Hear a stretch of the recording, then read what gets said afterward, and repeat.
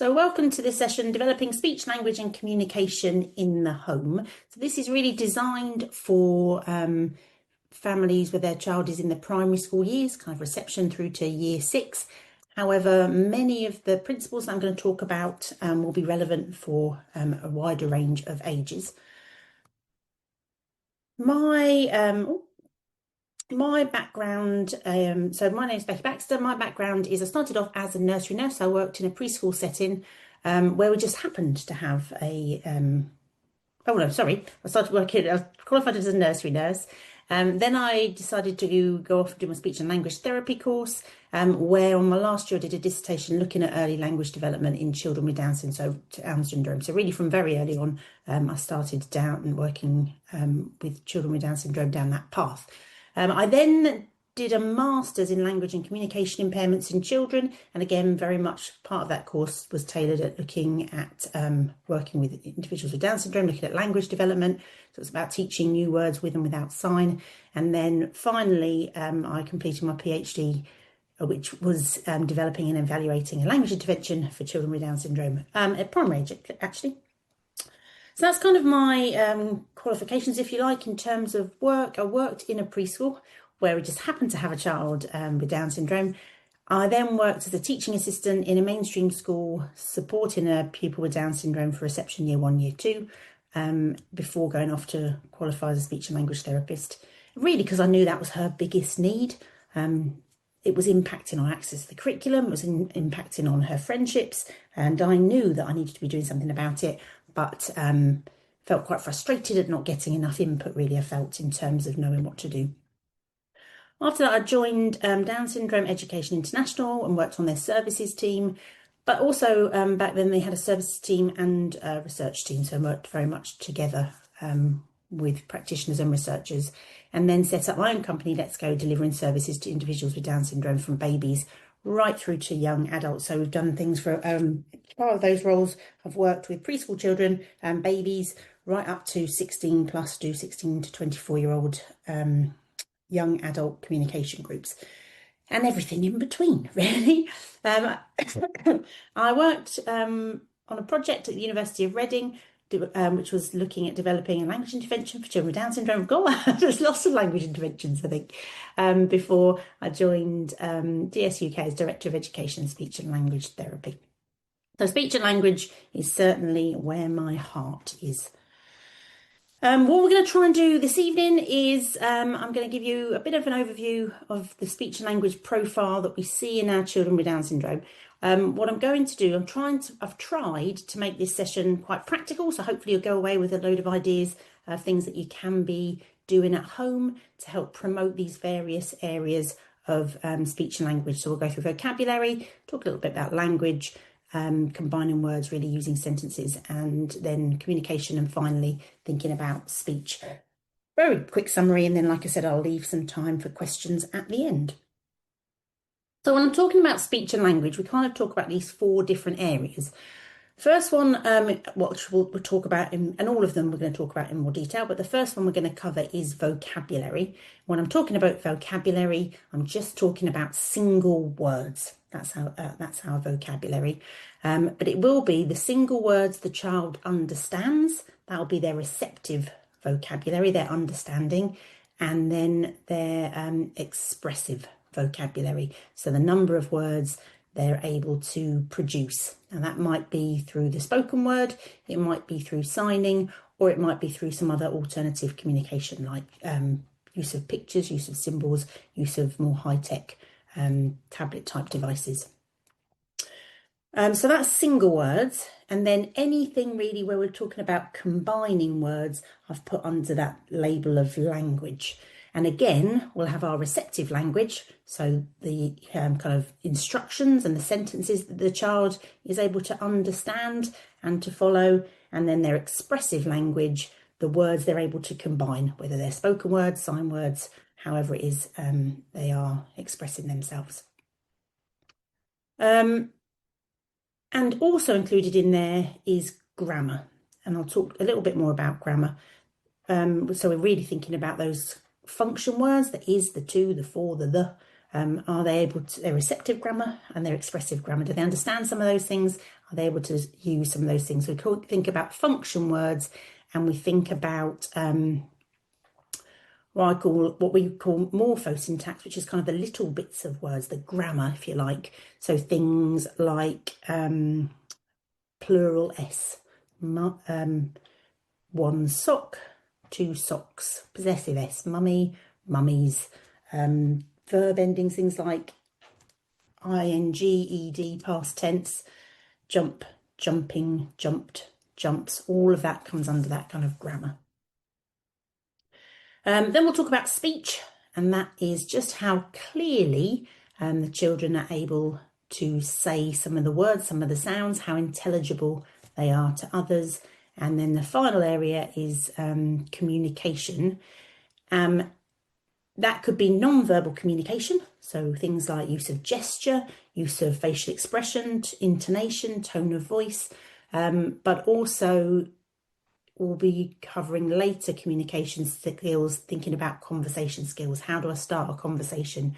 And that pragmatics is that social use of language. Knowing how I interact with my parents is different to how I interact with my teachers. I hug my parents, I don't hug my teachers. Even more so, somebody out and about in the supermarket, for example. So those are our 4 different areas, and we're going to start off looking at vocabulary. For children with Down syndrome, the area of vocabulary, just single words, is a relative strength, and they do better in terms of vocabulary than often they will do in terms of more complex language, putting words together.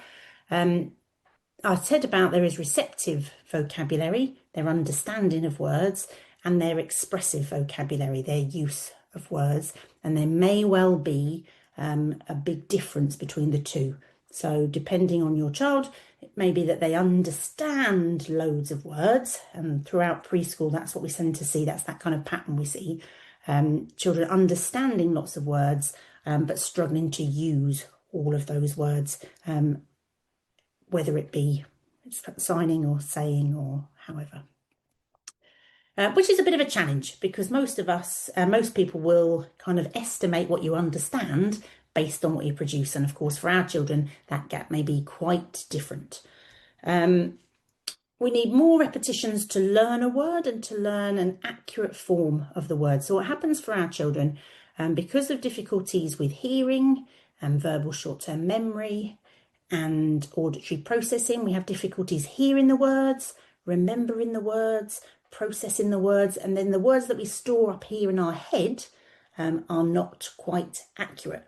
They're missing parts of the words, they're missing sounds, they're muddled up with sounds, and so the words I have stored up here are not quite what they should be, which of course when I go to then say a word, I've got this stored representation of the word, and that's not accurate. So without adding on some of those speech difficulties, we're having difficulties with that storing of the words in the first place, which is going to create some challenges around speech and language. So what does that mean for us? It is a relative strength, and our children are learning more words all the time. And certainly as we go through primary school into secondary school, we see this vocabulary being a real strength, particularly receptive vocabulary, the words that they know, often quite closely linked to actually their cognitive developmental level. So it becomes that's kind of my benchmark to mark everything else against, really. However, having said that it's a relative strength, I'm never happy with that. I want to keep developing vocabulary all the time. We're going to be coming throughout school, throughout life, we're going to be coming across new vocabulary all the time, and it's important that we continue to target that. So I'd suggest just having a think about what's going to be useful for your child. What new words have come up? Think about recent experiences. We've just had summer holidays, moving into a new class at school, maybe moving into a new school. All of the new vocabulary that's going to come up around that will be an ideal place to start. Going into half term shortly. What's going to be happening in half term? Are they going to any new places that they've not been before? Are they going to see some friends that they haven't seen for a while? What activities are they going to be doing? Any kind of vocabulary you think, oh, could do a bit of work on that, not sure they know those words, would be brilliant. If they're going, starting a new club, maybe they go into brownies or gymnastics, what words are going to be useful in those sorts of situations? What expectations are there going to be? Holiday, new home, new group, anything like that brings up a whole new set of vocabulary. When you're thinking about your targets, think about a range of different words. So I would normally choose my targets. So I'd think about, all these are going to be my gymnastics target words, for example. What does balance mean? What does climb mean? What does stop mean? Whatever you think is going to be useful. Waiting. But also, but think about, linked to that topic, what nouns are involved, kind of those objects or people, what verbs, action words are we going to need to know, what adjectives are we going to need to know quickly, slowly, carefully, any prepositions, in, on, under, across, through, etc. Any words that you think, oh, that's going to be a really useful one. Sometimes it can be helpful. I know it all pushed for time, but to just spend 5 minutes at that kind of setting, just thinking, oh yeah, that's come up, just making a bit of a note about all of those words, and you think, oh, not sure if my child does know those or not. The other thing to think about is, what are other people talking about? Age-appropriate topics and knowledge are really, really important, especially in terms of keeping those friendship groups as we get older. So some of the children may get a little bit stuck in kind of what they know, what they like, so might continue to like watching quite young children's TV programmes, but it's also really important to make sure you may well still continue to enjoy those, but that you're also experiencing other TV shows, other topics, other information that your peers are going to be interested in. Saturday TV is often a popular one. Strictly Come Dancing at the moment, I'm afraid. Gladiators, I Dance on Ice, all of those sorts of topics that you think, oh, what are other children in the class talking about? And if you're not sure, I'd send a little note into school and say, can you share with me what are the popular topics at the moment? Popular films, popular bands, listening to that sort of music, so I know about those things, so I can join in conversations with others about those things. Our individuals with Down syndrome really, really benefit from visuals. So once you've got your vocabulary targets, you really want to have some photos, videos. If your child's a reader, well, even if your child's not a reader, I would have the written word there, but certainly if they are a reader, may not need pictures and photos so much. They just have the written word there to prompt them. Explanations, matching words to definitions. I'm going to talk a bit more in a second about different ideas, but making links for the child within that topic. Other useful words I've just popped on the end there are things like question words. They're often a really useful target, and emotion vocabulary. Often we might know happy and sad, but do we know frustrated and cross and worried or nervous? Useful vocabulary words. So once you've chosen your topics, what sort of activities can you be doing? Personal vocabulary books are great. So really, that's just going to be a book that you're going to make up, get yourself a little ring-bound folder or a notebook and pop in there some pictures related to that vocabulary. So it might be a Strictly Come Dancing book, and you'd have your different couples in there, different types of dances. I can take that out, I can show it to other people in the class, show it to my brother or sister, show it to the extended family, whoever, and I've got a vocabulary book that is about something that other people are possibly interested in, that I can share with them. Having a vocabulary mat or board, got an example on there for a topic at school, knowing how to use those boards. If I show other people, they will talk to me about those. I can use those to talk to other people about a particular topic. I put in there, include useful vocabulary in games. So you can make games like matching pairs. You have two sets of all of your photos that you've taken or your visuals that you've downloaded. Playing games where you're going to match those up. Snap is another good one. Having a quiz, or what do you call the man who goes into space in a spaceship or whatever. And I like, you can get quite a lot of puzzles around different topics, from really easy, like 2-piece puzzles, up to 1,000-piece puzzles, but all around different topics, which are quite a good way to introduce topic vocabulary. I'm thinking about how you can adapt games. If you're interested in a particular game, you can put vocabulary into just about anything. You can have your vocabulary cards, pick one of those, name what it is, brilliant, roll the dice, off you go. Books, I've talked about personal books, but they could be about a particular topic or a concept. So if you think about, oh, I'm not sure if we know prepositions other than in, on, and under, I'm going to do a topic book all around prepositions. So my through and my across and my around, and all of those sorts of things that I'm next to, beside. I'm not sure that my child knows. With nice pictures in there, with that vocabulary in, I can go through and practice. And just having age-appropriate magazines or those annuals that you always used to get at Christmas. I think they're still around. But again, popular topic. I can take it into school. I can get it out. I know some of the words in there. Share it with my friends. They're going to be interested too. Power cards. They're just sort of a posh name for just a set of cards, really, cardboard cards. But I know that they have the power to get people to talk to me, or they have the power for me to start a conversation by showing them to other people. Example there on superheroes. There's one there on just things that the child might do regularly, depending on if it's in where they live. Charades can be a really good one. In terms of acting out things, acting out actions is another nice one for charades. Acting out different emotions. Can people guess what they are? So you pick your card, might be a photo, might be a written word, depending on the child, having a go at learning some of those.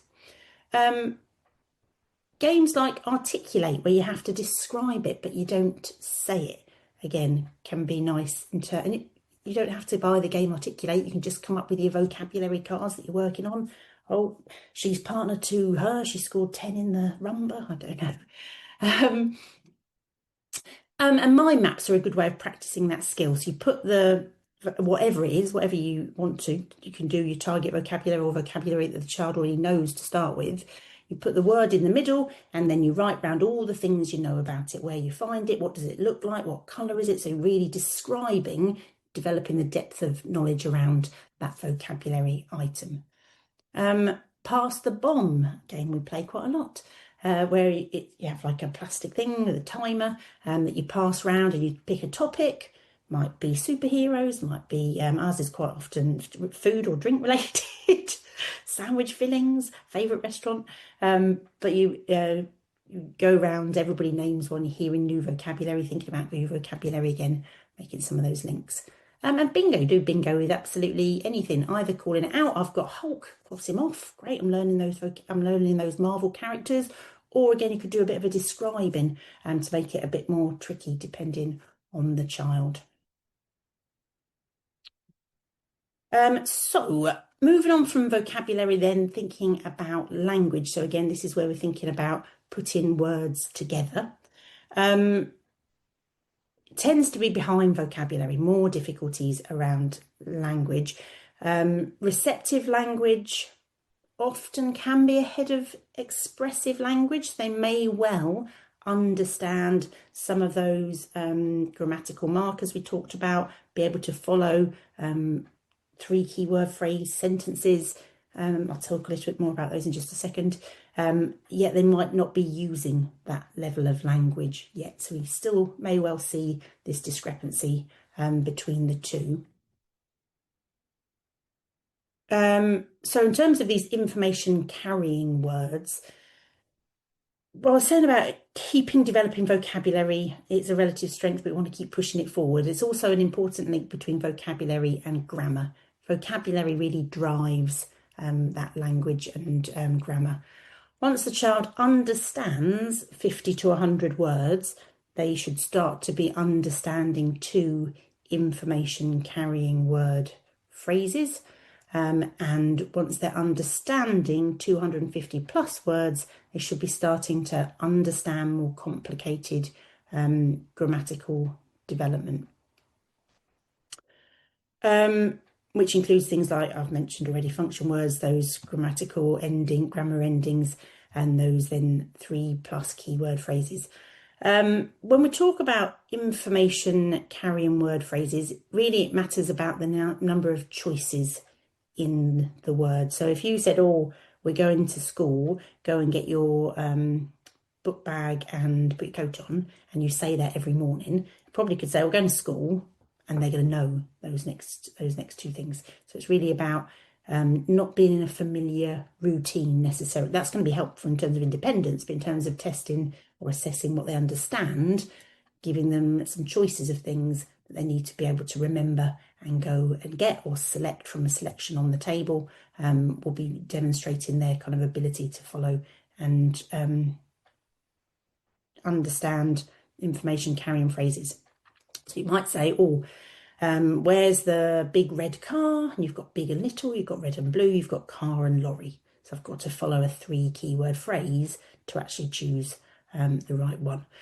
It's exactly the same for expressive language as it is for receptive language, only of course that might come quite a bit later. So once the child is able to produce 50 to 100 words, they should start to put 2 keywords together. Once they, or information carrying words together, once they start to produce 250 plus words, they should be starting to put those slightly longer sentences together and start to use some of that grammar. But we know that's a particular challenge, and that's where we start to see more difficulties for our children. So, in terms of thinking about promoting expressive language, thinking about combining words, or syntax, it's a technical name, you want to just continue to model that language for your child. So if your child says, me go school, you'd say, oh yes, I'm going to school. Can you say that? I'm going to school. So I'm going to model the correct sentence structure. I'm going to get you to have a go. And not being too helpful. So if they say, I don't know, if they say, I can't think of a good example. If they say yogurt, and you know that their favourite yogurt is strawberry, and you've got strawberry and apricot, you give them apricot. They go, oh, not that yogurt. You said yogurt. No? Oh, then you want the strawberry yogurt. Oh, you tell me. You need to tell me. So making sure that they realise when they need to add a few more words in, and practising that skill. Longer and more complex utterances. What we see in individuals with Down syndrome in research is that they use more complex language. They use longer sentences and more grammar when they're supported by a picture. So rather than saying, what did you do at the weekend? Or tell me about your party. If you've got some pictures there about what you did at the weekend or your party, we'd hear more rich language samples from the children. So I really want to go back to that use of that benefit of pictures again. Use open-ended questions. Tell me all about, rather than, oh, did you have good fun at the party? Yes. Did you have cake? Yes. Because then you're doing all the questioning and they're kind of taking quite a passive role in conversation. And I've just put on there, people with Down syndrome often present having understood, which kind of links to some of their communication strengths that we'll talk about later. They're quite good at going along with the conversation flow. Oh yes, yes, but have they actually remembered, understood what you've said? Often the answer is no, they haven't. And they can be masking some of those difficulties in terms of understanding, which I'm sure you all know about your child, but it is worth making sure that everybody knows about that. So I might say to a child at school, oh, will you tell Mum when you get home, Becky says hello? Yes. What are you going to do? Oh, I've no idea. I'm just going along with, yeah, will I? Yeah, of course. Well, that kind of, go along with this conversation flow. Yeah, yeah. But actually, have I understood? Have I remembered? Am I going to be able to follow that through? Probably not without a picture or something to remind me in my bag. And then just on there, grammar, specific area of difficulty. However, when we, anytime we do some intervention, a bit of a research study on improving grammar, we see some fantastic results, which shows that we the children could be doing better, potentially should be doing better. Certainly, we should be working on grammar. And there used to be this idea that there was a critical language period. So if you didn't develop grammar by 7, that it's too late. And that's not the case at all. So right through, I will be looking at vocabulary targets and language targets. And you won't be surprised to know speech and communication targets as well. In terms of then activities to target, receptive syntax, barrier games are great for having to listen and remember and follow instructions. And that might be a slightly tricky barrier game like battleships or guess who, where you have to put all the people down. They're examples of barrier games, but you might start off with a much easier one where you just have 2 sets of materials the same. So I've got pictures or objects of big, little, blue, red bus car. My side, you've got some your side. You say to the child, or can you fart? I'm going to choose one. Right, I've got mine. I've got the big red bus. Let's have a look. Have you got the same? Yes, brilliant. Fantastic. In terms of battleships and things like that, you may well, as I said earlier, thinking about making some of those activities much easier. So we have things like those grids you can see there, A, B, C, D, E, F, 1, 2, 3, 4. Got my printed boats, we put them on.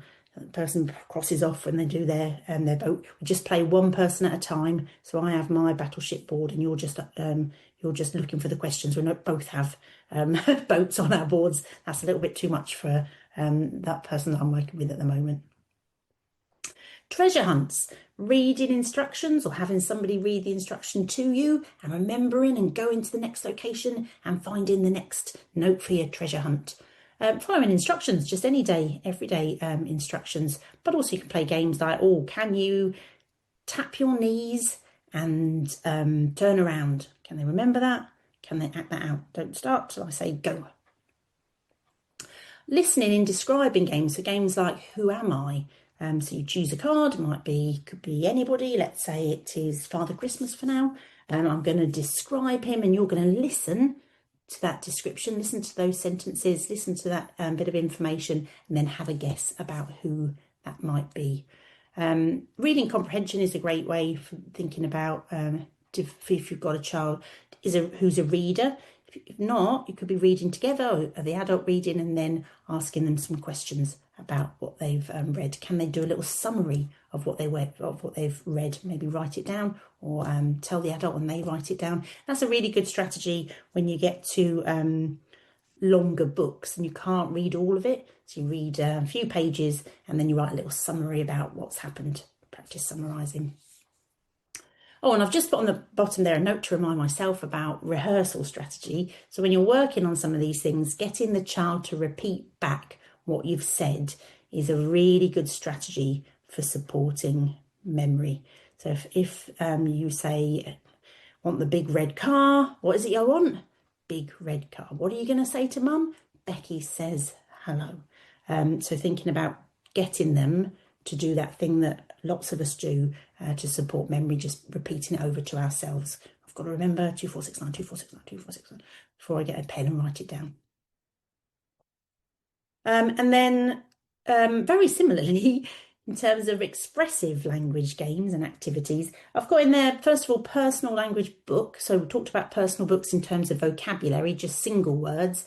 Now it may well be that we're putting phrases within those books for them to practice saying those phrases, using that grammar, using some of those words that they're missing out. So have a listen, see what words are missing, what words you could fill in, prompt them to have a go at saying, or how can you extend their sentence just slightly. If they say,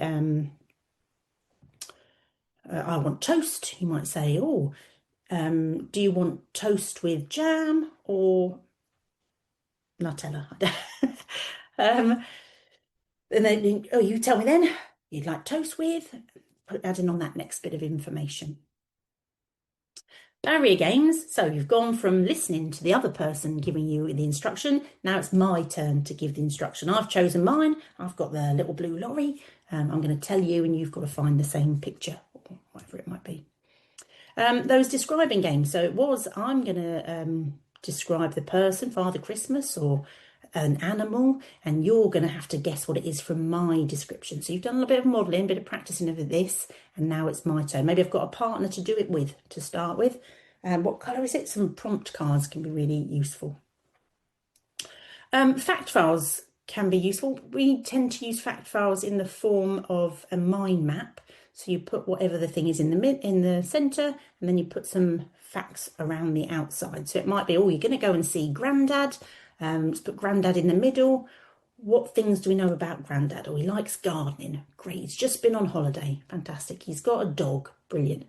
And then thinking about some questions. So what could we ask him? Oh, how's the dog? What did you do on holiday? I've forgotten what how are your tomatoes? I forgot what the first one was.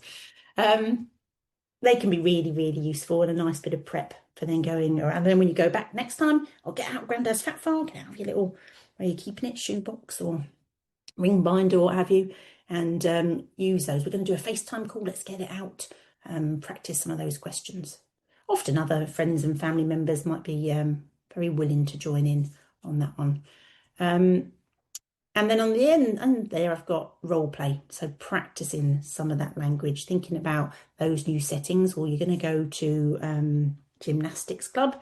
I'll pretend to be the gymnastics teacher, or you can be the gymnastics teacher. We'll practice asking some of those questions, using some of those that language, giving some of those instructions so we know what to do when we get there. I've put that board on there without any useful information at all. Going back to the previous slide where we had A, B, C, D, E, F, 1, 2, 3, 4. That's for my pupils who know their capitals and their numbers. And that's my version for those who don't. So we don't have to do letters and numbers. We can do colours and shapes. So adapting, making it a bit easier.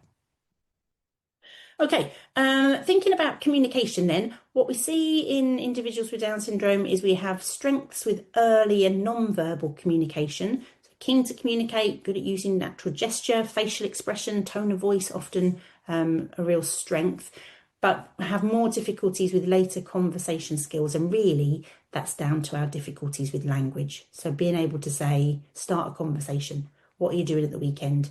Are you going to gymnastics later or tomorrow? Did you watch Strictly Come Dancing at the weekend? So my life is very exciting, can't you?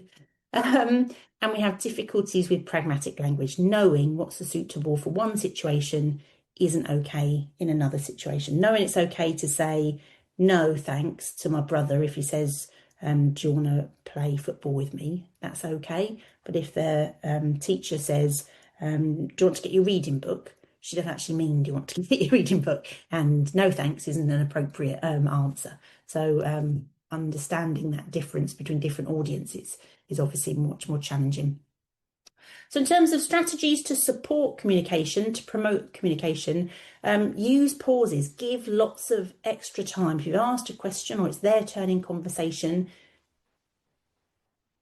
that pause often will be enough to prompt the person to know it's their turn to have and then to take their turn in conversation. Try not to talk for the child or repeat what the other person has said. So if you've got Nan or your friend come round and they say to your child, oh, what did you do at the weekend? Try not to say, oh, tell Becky, what did you do at the weekend? Because we want to encourage them to listen and to interact with a whole range of people and not become reliant on those who know them really well to almost act like that interpreter. And if you think they're not sure, you can say, oh, if you need to ask Becky again, say, what did you say, Becky? So I'm prompting you to learn some of those communication breakdown strategies that are going to be really helpful. I'm not sure what you said. Can you say that again? Or you didn't understand me. Encourage non-verbal communication that supports the message. So in terms of your own communication, having good eye contact, making sure that they're looking at you when you're talking, use of tone of voice that says when you're not very happy, or well, it's really exciting. So even if I haven't heard any words, I don't understand and can't follow all that information, it's really clear what that message is. And try and think about what the communication demands are going to be ahead of time. Go into a new situation, go on holiday, go on an airplane, people are going to come and interact with you. What communication supports have we got ready to be able to show and to use. So there's some examples. Again, we've got those visual supports now, just not now thinking about more general communication, thinking about where our child is in terms of their language, will be how long some of those prompts might be. Structure often helps in terms of supporting communication. So some of those clubs might be really useful, provide a bit more structure, a bit more activity, rather than relying on just on conversation. And just spend a little bit of time observing interactions. Look for strategies that the child uses and that others use that work really well, particularly if you've got siblings or looking at working with friends or even with other adults.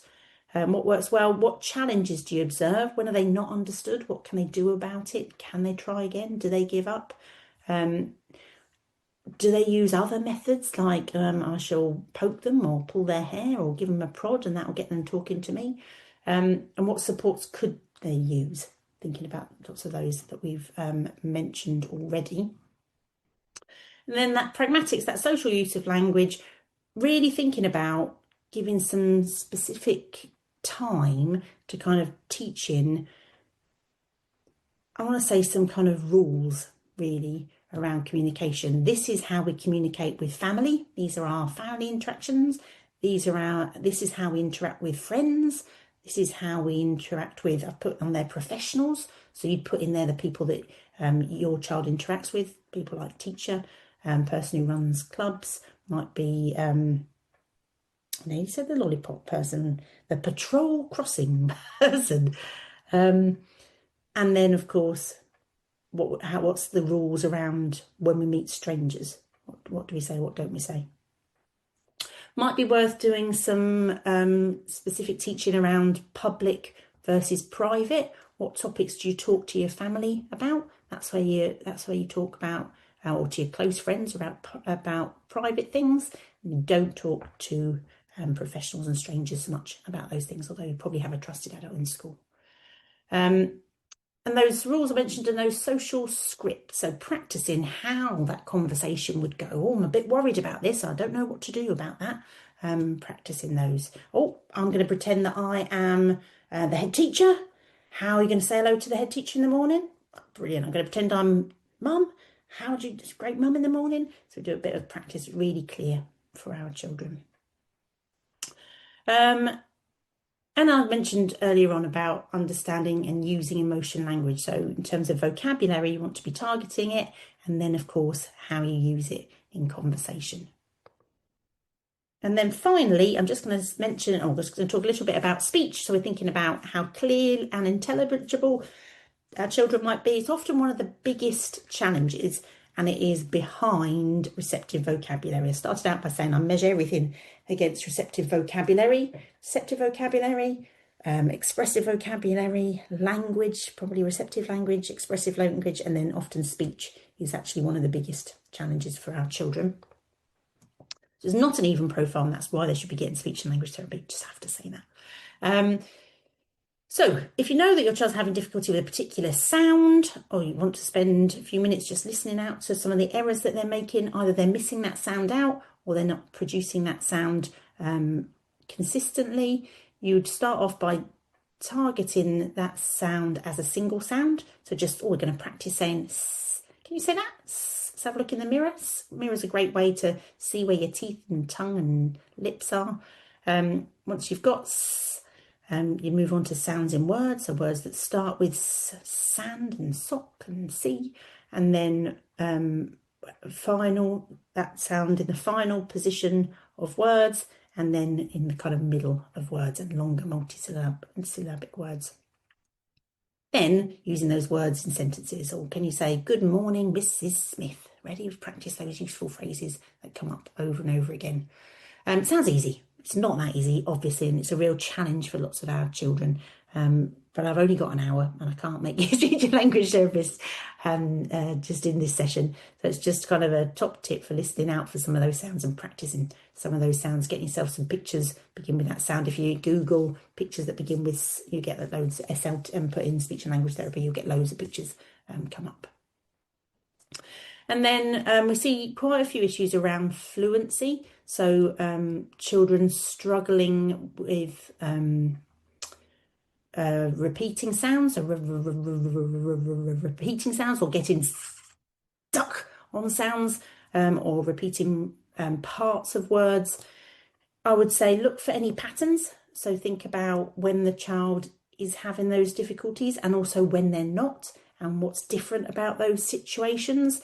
Top tip is really being able to slow down your speech and relax, because what often happens when you start to get everything gets a bit tighter, a bit more tension. And actually what's helpful is just kind of making that all a little bit more relaxed. So knowing, but again, if somebody says to you, "Oh, can you speak more slowly?" What does that mean? How do I do that? So practicing being able to talk quickly and being able to talk really slowly. And what is a good talking speed? So I would normally start off with a reading activity or a say after me activity. We do it really quick, something they're familiar with, and then we're going to do it really slowly. Use of video to watch themselves back so they can know what's helpful, what they're doing well, and what they need to work on. Having a sign or action to wait. So I've got something to say, and I've put my hand up, and you're now going to have to wait for me to get that message out. And often just having can you whisper? Helps to kind of reduce some of that tension. You can do. So activities, thinking about how we could be working on speech sounds at home. I Spy is a great game. If you've got your targets, that's how I think about throwing one of those in there. You're really thinking about the first sound, Spy, something beginning with, something that's ending with. You don't have to go through all the I Spy rigmarole, but just I've got let's find it. I normally start with the magnetic letter. Here is, can you see which one begins with, I'm going to teach you, is on the beginning of sock. There it is. Match it on. You're right. Sock begins with, can we have a go at saying it? Sock. Fab. Upon their core vocabulary, that's where you choose a set of target words to just kind of practice, almost like a bit of a drill practice, and thinking about everyday words that are going to be useful, things like Mrs. Smith, as I gave earlier. Having sound bags or books or pictures. If you've got your target sound, put all your things in one bag or book, and then go have a practice of our sound.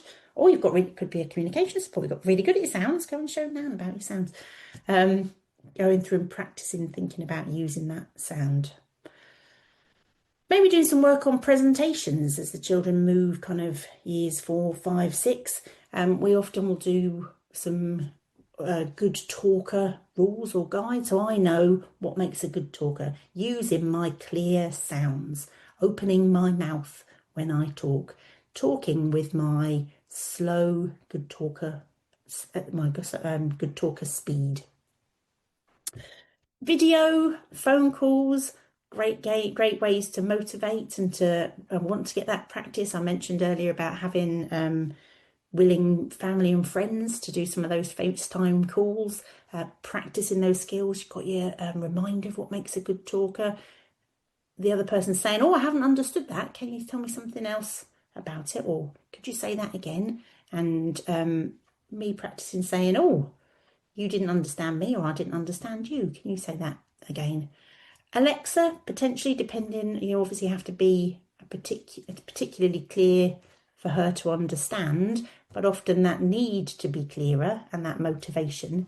I remember it being called Lexa. It's not it's not her name. Her name is Alex. Oh, sorry for anybody who's got one of those in the background. Her name is okay. Any kind of toys or apps that repeat. You can get repeating parrots or birds or loads of different toys, cactus, dancing things that go off when you make sounds, apps that repeat sounds when you say them into them or repeat words. Any of that may well be motivating for the child to practice. And I've just put on the bottom there, underlining sounds in text. If you've got a reader, when you're doing your reading, you go, "Oh, I'm going to go through and I'm just going to put a little pencil mark underneath all the sounds on this page. So when we see that, rather than say it wrong and we go, "Oh no, do you remember we've been working on this?" There's a prompt there to remind you to have a go saying it really consistently.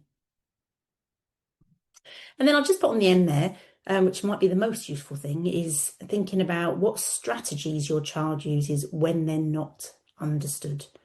Are they able to use a different word or use a related word? Be able to describe it or to tell you something about it, making some of those links. What does it begin with? Can they spell or sound it out? Can they Google it, for my older ones who are maybe on phones? And then I've got on the end there, of course, any other supports like signing pictures technology that are going to be helpful. And going back to what I said earlier about those mind maps, they're really great for learning lots of those strategies. Can you tell me more about?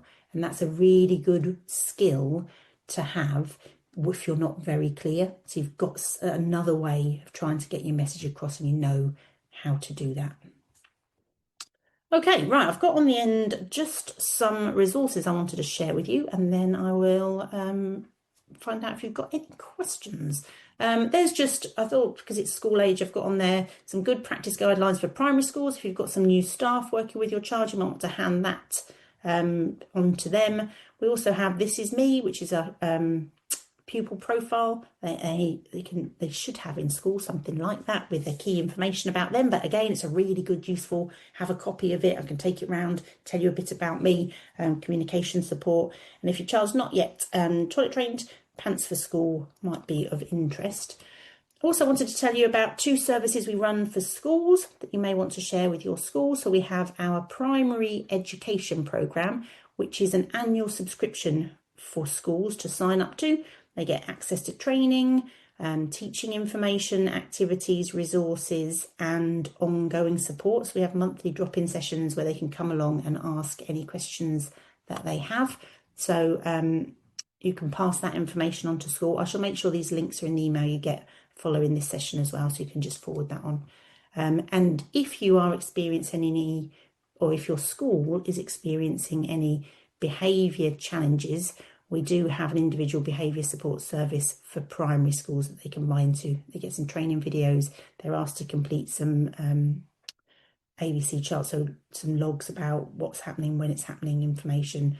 They're asked to fill in a behaviour plan draft, and then they send that in to us before we have a meeting about helping them come up with a positive plan for managing behaviour, but actually really showing them, oh, this is why that behaviour is happening. Can you see these patterns? What's happening here? And how normally it's about what other communication supports has the child got that they can use, or we haven't got many, and that's what we need to put in place. I haven't put on here, which would have been helpful. We also do a behaviour boot camp for parents. So if you are struggling with behaviour at home, you might want to look at that service. But like I say, I'll get the links popped into the email. I'm just going to put down boot camp because I will forget, just like I forgot to put it in there. And then my final thing to say is that it is October Awareness Month. Down Syndrome Awareness Month is October, if you weren't already aware. So just to let you know that we have a whole load of resources for schools that you can forward on to them, really looking at just activities to raise awareness and around inclusive practices in schools. So there's teaching notes and slides all about children down to across a whole range of ages. So that's available for you. And then I have to say, don't miss out the chance to be involved. And you'll see lots of ideas around raising awareness and possibly raising some funding. Okay, right. Any questions? I shall stop my recording. Oh no, I won't. I'm going to leave the recording running, but I won't share this section. This is so we are going to produce some frequently asked questions after the session to put on the website. So does anybody have any questions?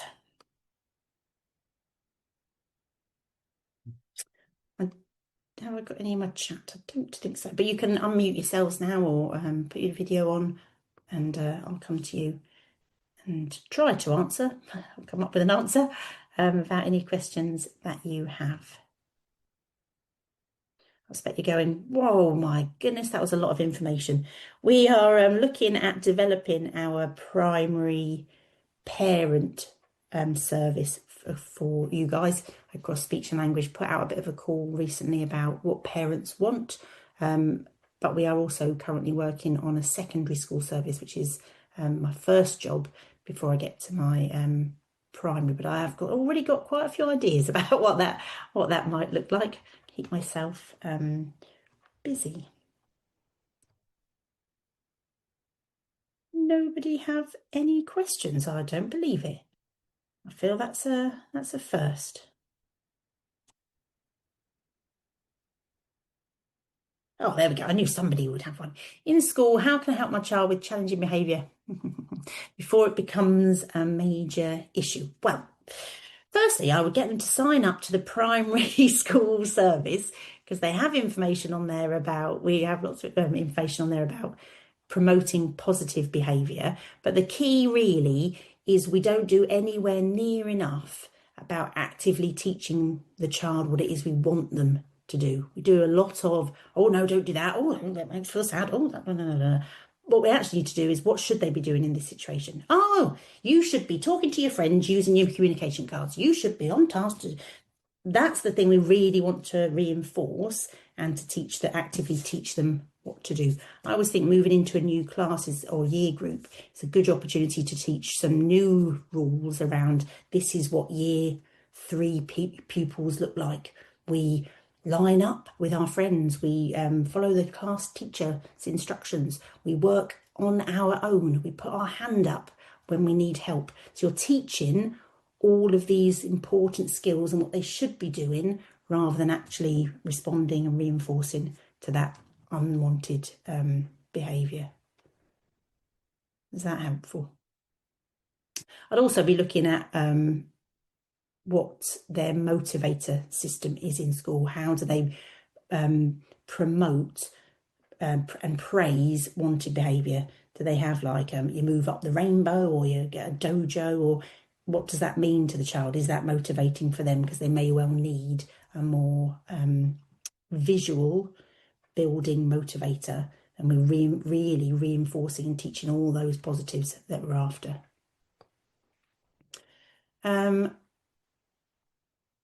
Oh, here we go. Any tips for adapting some of these activities for a demand-avoidant, anxious child who dislikes games and structured activities? Yeah, you just want to make them really fun. I mean, to start with, they don't even have to play along. They might just want to watch. But you're going to play. If you've got another child, another adult, great. If you haven't, you play on your own or you play with Ted or whoever he might be. I'm going to do my, you can be on my team, we'll do it together, we're helping him out. But you do it in a really, really positive way, because children with Down syndrome are really brilliant at picking up on social cues. They know preschool age what they find tricky, and like all of us, that may well not be the thing that they want to practice. So really want to make it really successful. The other thing is you can make videos, firstly of yourself, so they can just watch them back. I've by my little eyes something beginning with it's the but so they're getting familiar with it. You play it in the same way. They know what the outcome is. It's no kind of pressure on them. And then hopefully as you get a bit of success, do you think you could do that one? Let me take a video of you. That's amazing. And then they've got that video to show other people and build their confidence and share that success. Would be a kind of my initial idea for things like that. What's your best tip for vocal tics for a dual diagnosed autistic adult? Oh, hello, on the primary session. He has a good receptive understanding, but a very reluctant speaker. The tic is fairly new. Well, my first thing is I'd want to know when it's happening, when it's not happening. So are there any times that you go, it's always when he's under pressure and there's not much time to talk, or everybody's talking, or when he gets excited and he's trying to go through things more quickly and put more pressure on him, himself, and times when he is not experiencing those tics, he's more fluent. I remember going to a talk by a guy who specialises in fluency and Down syndrome, and him saying that the young adult he was working with had absolutely no issues with fluency when in a bedroom doing self-talk, talking about a day. No pressure, no issues. So we know it's actually around some of the additional demands and pressures. If we know what those are, then we can then hopefully try to change that situation. If we know the more likely to happen, what strategies support him, having practiced phrases that he can go to would be a useful one. But it's probably more about changing the environment than it is going to be for that individual. But that's without knowing him, that's a tricky one to know what he's capable of in terms of those other strategies that we mentioned. Any tips on persuading my child to wear his baha? I feel his speech sounds are so negatively impacted, but he's point blank refusing. It is a tricky one. I would think about what environments so at school, busy classroom, lunchtime hall, worst places. That avoid those to start with. You could wear it without turning it on. I know it's not going to be helping yet, but you're getting used to wearing it at least. But my top tip would be to start wearing it at time for things that you know he's really motivated for. So it might be he really, really likes watching TV, watching the iPad, playing a game on the iPad, playing a game with everybody, having a story, and you start off with that. Oh, so we've got some new story or game rules. For games, you need to wear your hearing aid. And then if he refuses, so start the game, a nice bit of visuals, start off, get the game out, put your hearing aid on, and then if he takes it off, we pause. Pause the TV, pause the game, pause the tablet, whatever it might be. You want some more? Ah, perfect. Remember, hearing aid on. So you're starting off in a really motivated situation, and then as he gets more used to wearing it, then you can introduce more situations. Eating's not a good one often because that the sound of chewing and eating can really be amplified. So I would avoid eating to start with, but I'd try one of those other kind of motivating situations. Oh, look, I've got loads of questions. Rules up, but sometimes there is too much language involved in trying to get you. Yeah, always too much language involved. We want clear instructions, really simple and visual, and he can be in charge. You know, what have I got to be doing next? Showing my communication. You're right, you are showing your communication. Don't have anywhere near enough visual information for our students. Daughter is in P1. How often should I've asked for communication boards to be made. Do you recommend any talk tools for speech? Right, so the how often question comes up a lot, and there isn't really any evidence to say how often it is, and I would say it often is very much dependent on the individual, which is what's tricky. However, generally speaking, if I was going to be seeing a child, I would either see them fortnightly or monthly. And my argument for that would be that we've seen them at least monthly and we've seen progress in that time. So there's the need for amending targets, looking at changing activities. But there really isn't any kind of set guidance, and it would be very much dependent on the speech and language therapist and their assessment. Going back to what I was saying about vocabulary, so I would assess all those areas, and my argument for needing speech and language therapy would be it's not in line with non-verbal mental, it's not in line with receptive vocabulary. They have particular difficulties with expressive vocabulary, expressive language speech, and that's why we need that additional input. If I'm honest, I would say locally, the kind of best average is probably half termly, so once every 6 weeks, but it's very, very haphazard. We've got some speech and language therapy services discharging as children start school, which is just crazy. Oh, what I should say is there is an organisation called the Down Syndrome CEN, CEN, which stands for Clinical Excellence Network, and it's a network of speech and language therapists, and they have put together some guidance for speech and language therapists, which is very well referenced, which says speech and language therapy should start really early, should continue through and into adulthood, and all the areas that should be addressed. So that is a good one to wave at your speech and language therapist. So if you search Down syndrome CEN, you should get the website and it's free to download from there. Communication boards, definitely, and talk tools. There is not great evidence for aura motor skills benefiting speech.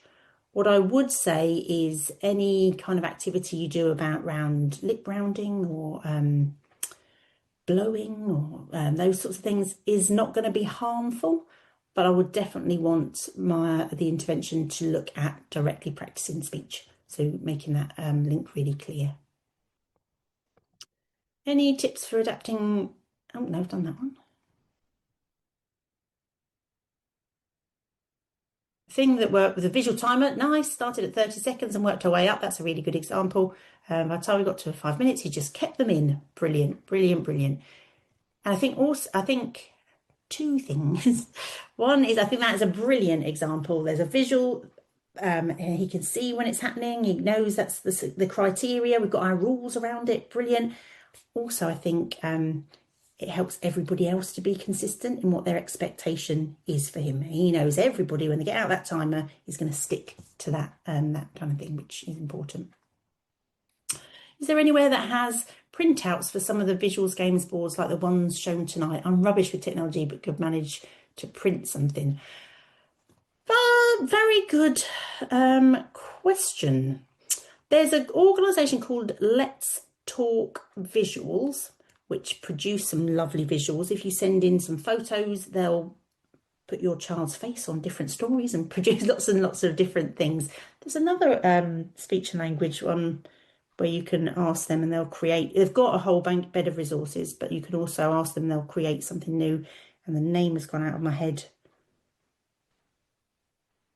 If you Google, I think you would find it. We will look to put some together as part of our primary school programme, but we haven't as of yet, but it is on my list. I know we all have the best intentions. I would say spending an hour taking some photos, popping down to your supermarket and getting those printed out is an invaluable hour just for, you can take some of those, pop them in your bag and take them to school with you, take them to your friend's house. Really, really helpful. Any apps on iPads that you would recommend to help with speech and language? I'm not really a very digital person. Anybody out there who knows me will know that is an understatement in itself. There is the app, there's an app called See and Learn. They have a vocabulary and reading strand, they have a speech strand, and they have a number strand. And that's it can be a useful resource. They have things like pictures that all begin with initial sound. They have the activity books that work on putting words together. So that's out there. There was an app that used to be called Special Stories, which was really good. And it's been bought out by Makaton and it is coming out imminently. I'm going to say in the next 6 months. I used to use that one a lot. That was very, very good. There's a group called Nessi, and they do a load of different apps. I used to use their Hairy Letters, which works on children pencil controls. You get like a style. You can use your finger, but if you buy a stylus, bit of pen practice. But focusing on writing letters, but hearing the letter, saying the letter, and then doing little CVC words, which phonics activity, which is quite nice practice for speech. The other thing that I sometimes use is that Talking Tom, and he repeats it back in a silly voice, but it's a motivator. It wouldn't be my whole session, but it might be my last 5-minute motivator activity that we'll do to practice. Is it right or fair that a child is effective? And I already know, without even reading on, the answer to this is going to be no. Is it right or fair that a child is effectively written off from speech and language when it sees that no progress is being made? Child can and does communicate, but some sounds are more difficult, such as f, which becomes d. I mean, no. And if you go have a look at that document, we'd be saying, okay, every time you enter a new setting, you got a whole new set of vocabulary, a whole new set of demands, a whole new set of communication that's needed. It's going to be ongoing. That speech and language input. I mean, I'll be saying if they're not making any progress, the first thing we'll be looking at is your targets and who's setting them and delivering them, because that would be my first area of struggle. I've got somebody that I'm working with who's got really significant speech issues. We've done quite a bit of work on speech and we're continuing to work on speech, but we've introduced a high-tech tablet device so he can express himself, because he's unable to express himself really and be understood by his friends. So actually my focus is hugely on that at the moment. We are still working on the speech and encourage him to repeat what it says, but just because he hasn't made progress on his speech, that doesn't mean, we're going to go, he can't make himself understood, he's discharged. I need to look at other ways to support him. You're right, is a tricky sound to make, and it comes under, often it'll be f or b or d, yeah. Thank you, some great ideas and information. Brilliant. Right, so kept you a little bit longer. Sorry about that. But hopefully you found some practical ideas and activities in there that you can be using at home with your child. Thank you for coming along to this evening's session, and I shall hopefully see you again, or speak to you again sometime soon. But I will also make sure, as soon as we have any progress on the primary programme, I will make sure we let you know. Thank you very much. Good night.